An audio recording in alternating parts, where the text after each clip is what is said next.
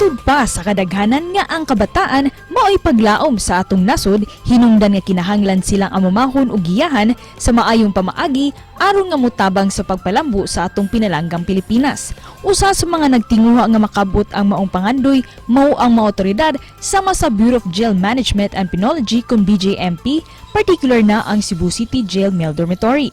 Aduna sila'y programa aron nga mapalapdan pa ang kaalam sa kabataan ug aron usab nga mao'y muhimo sa kausaban alang sa ato ang nasod.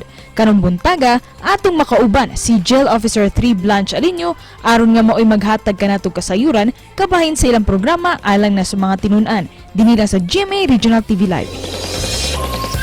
Pakisayra nato karong buntaga mga kapuso sa kining bag-ong programa nga gilusad sa Cebu City Jail Male Dormitory. Makauban nato ilang CRS Officer Community Relations Services si JO3 Blanche Alinio.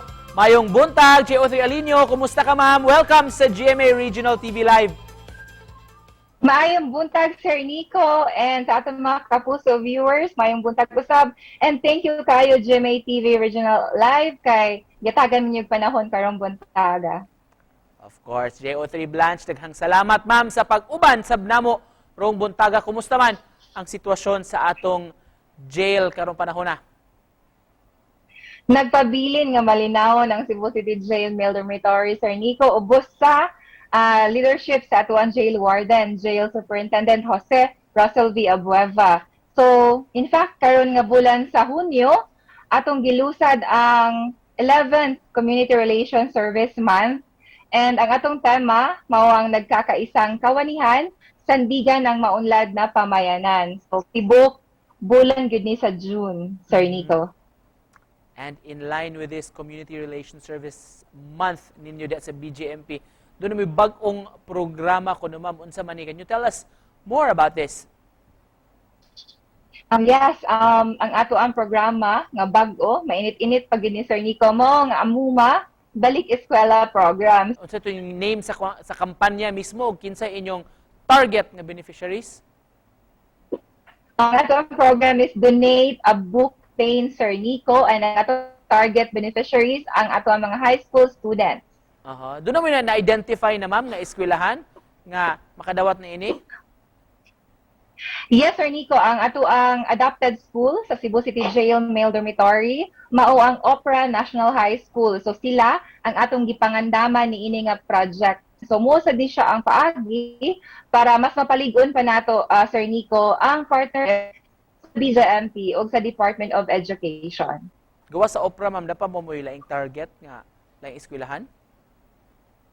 Hopefully, Sir Nico, kung mahuman na mo ni ang kaning ato ang amuma, balik eskwela din sa opera, we are also hopeful nga moabot ta dito sa atong uban pang kasikbit sama sa Opera Elementary School o Kalunasan Elementary School.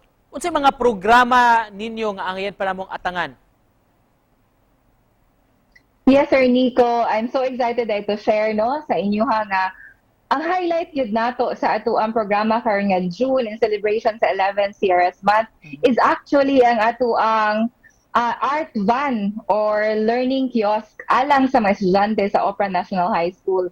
Surprise unta ni Sir Nico, pero kay bao kung daghan mong viewers nga mga taga-opera, so basig kay bao na sila, no? So ang art van nato ato ni siyang gikuha pinaagi sa pag-purchase og junk nga van, and then ato ning gipa-repair sa ato mga kapuso nga mga PDL. And karon ongoing ang ato ang pag-paint ini pinaagi sa ato mga artists nga mga PDL.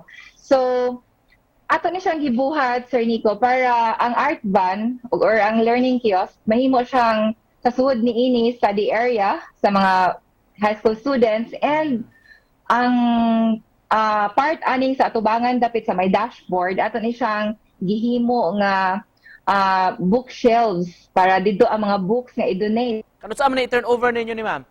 Ninyo van? Ang atong target date, Sir Nico, is June 15. Hopefully, walay makakulian, and then ma-finish na gid nato ang pag-organize ang sasud sa van nato. Kay ongoing pa man gid ang ato ang pag-paint. Alright, in closing, Ma'am Blanche, sa mensahe ninyo gikan sa BJMP sa atong mga kapuso, atong mga viewers nagtan-aw ron. On behalf sa atuan jail warden Health Intendant Abueva, mapasalamatan gid mi sa GMA for giving us this time, Sir Nico, and of course sa inyo ha.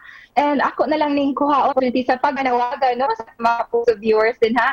Na kung aduna sila yung mga libro nga pwede kaayong mabasa sa atuang mga high school students o yung nila gaton, pwede lang i-drop diri sa ato ang Cebu City Jail Male Dormitory kinatay top of box.